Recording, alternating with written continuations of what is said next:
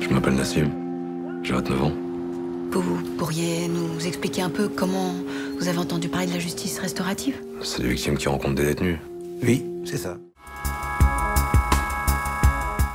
Le film Je verrai toujours vos visages est sur la mise en place de 2 dispositifs de justice restaurative, qui est une justice qui est complémentaire de la justice pénale et qui consiste à faire dialoguer des auteurs et des victimes dans des espaces de dialogue sécurisés.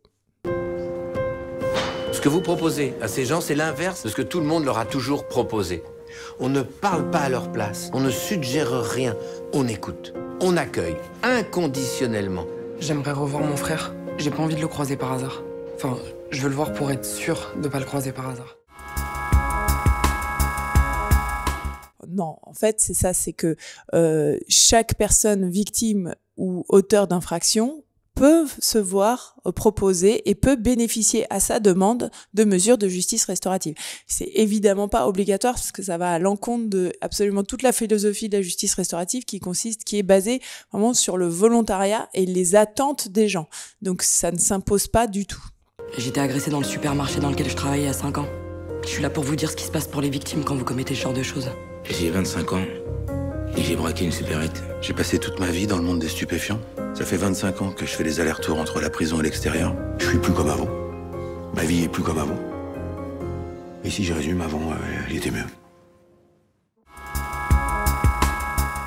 Non, je connaissais pas, j'étais comme la majorité des gens, la grande majorité des gens en France, je ne connaissais pas cette justice. Je l'ai découverte par le biais d'un podcast.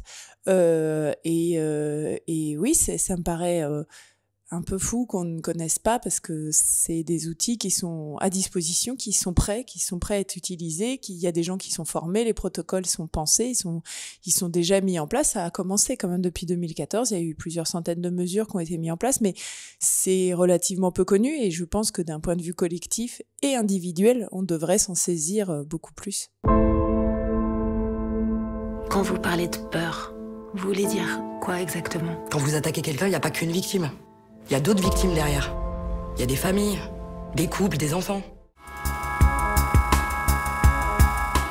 En fait, je me suis documentée par le biais de plusieurs dizaines d'entretiens que j'ai menés pendant 3-4 mois avec des gens qui font cette justice, qui la pensent, qui la mettent en place. Et après, j'ai ricoché aussi grâce à eux vers certaines victimes, certains auteurs qui avaient participé à ce type de dispositif. J'ai suivi des formations qui sont dispensées pour être animateur ou animatrice. Et puis, forte de tous ces témoignages qui étaient nombreux, où j'ai essayé vraiment de très bien comprendre la justice restaurative et les protocoles, je suis allée dans mon petit bureau travailler pendant 1 an pour essayer de proposer une partition intéressante aux acteurs. On met des petites claques, c'est pour impressionner. Mais des claques, c'est des coups. En vrai, j'ai l'impression que j'ai jamais rien décidé dans ma vie. Assume! Nous sors pas tes excuses débiles, là! Tu le prépares pas en fait! Moi, tu me prépares! Moi, ça fait des mois que je bosse comme une chienne, que j'ouvre tous les dossiers! Non, en fait, moi, aux acteurs, j'ai proposé un scénario qui était étayé par une grande documentation, mais qui était un scénario avant tout, avec des personnages à jouer, des scènes à jouer et des mots qui étaient choisis de manière assez rigoureuse. Moi, je demande pas du tout aux acteurs d'improviser, ça m'intéresse pas du tout. Donc les acteurs eux-mêmes n'ont pas suivi de formation, ils connaissaient pas la justice restaurative non plus. Ils ont un peu découvert le sujet avec le scénario et voilà, ils ont fait un travail d'acteur.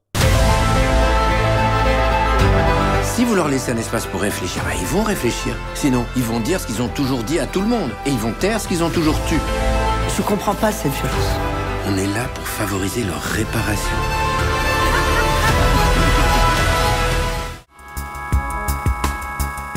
L'objectif du film, c'est de faire un bon film déjà. C'est vraiment, j'ai pas spécialement de message à passer.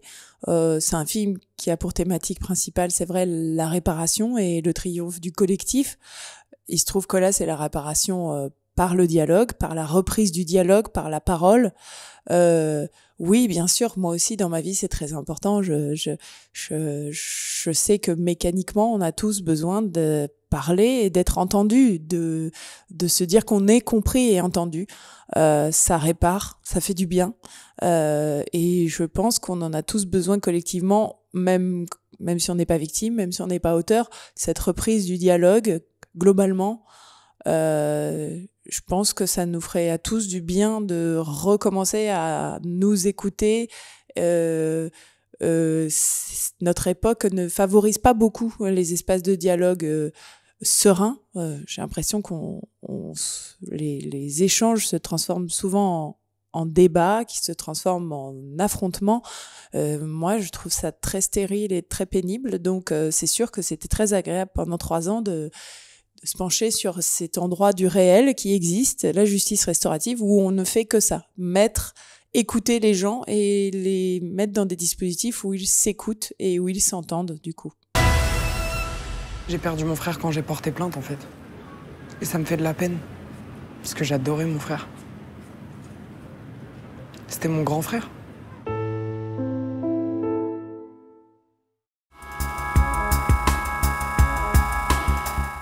Plusieurs choses. Déjà, aller au cinéma, ça fait du bien. C'est un peu comme parler. Ça fait du bien. Non, je le pense vraiment. Je pense qu'aller au cinéma, globalement, c'est magnifique. Et ça procure des moments formidables et des émotions formidables. Quant à mon film, si on aime les acteurs, si on aime les films qui travaillent sur la tension et l'intensité, ça peut plaire.